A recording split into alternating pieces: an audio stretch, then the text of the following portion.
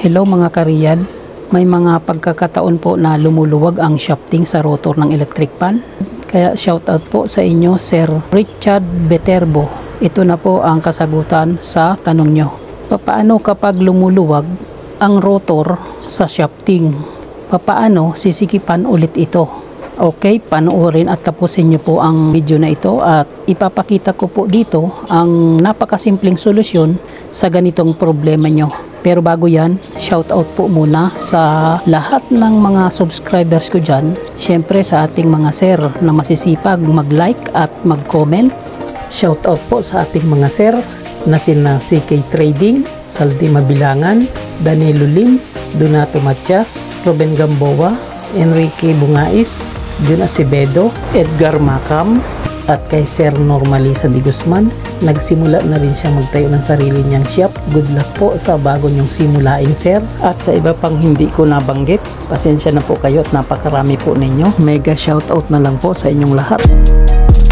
Bueno, patuloy po tayo. Minsan, may mga sitwasyon na katulad nito. Nagluwag na ang shafting sa rotor niya. Nag-a-adjust po siya ng ganyan, maluwag.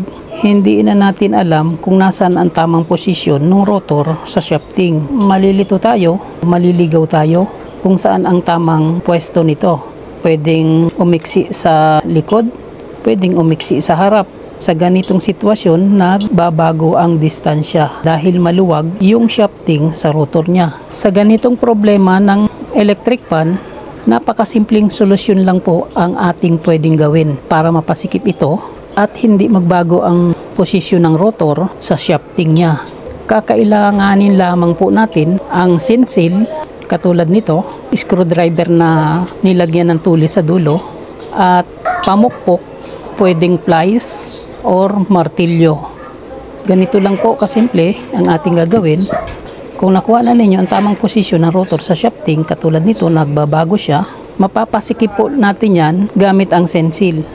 Kung ganyan ang posisyon niya, may butas doon, ilagay lang po natin yung shafting at rotor, gamitin ang sensil, pukpukin lang po natin ang sensil or screwdriver na matulis na ito para sumikip. Ayan, nakuha nyo, napukpok na, ikutin lang ng isang beses at sa katapat sa kabila ay pukpukin din. Ayan, tapos lagyan din dito.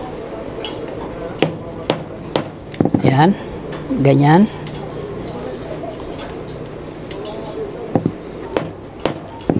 Sa sitwasyon na yan ay masikip na po yan. Pero mas siguraduhin natin, baliktarin lang po natin ito. Ito naman ang ipasok, kabila. At pukpukin din po natin dito ng ganito.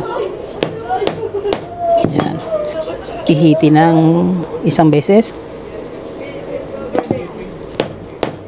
Ayan. Tapos, sundutin din dito. Tapos sa katapat naman sa kabila, 4 na sundot tapatan sa bawat kabilaan ng rotor. Ayan. Sa pagkakataong ito, ayan po ay sobrang masikip na mga kariyal. Hindi na po yan mapipihit. Katulad kanina na atrasulong natin na adjust ang posisyon ng rotor. Ngayon ay hindi na. Napakatigas na po yan. So napakasimple po ng solusyon. Ganun lang po ang ginawa nating solusyon sa ganyang problema. Kaya kung nakatulong po ito, paki-like and share naman po para malaman din ng iba. At sa ngayon lang nakapanood ng video ko, subscribe na po kayo dahil ito po ang munting channel ko. Real life, big S, real flow.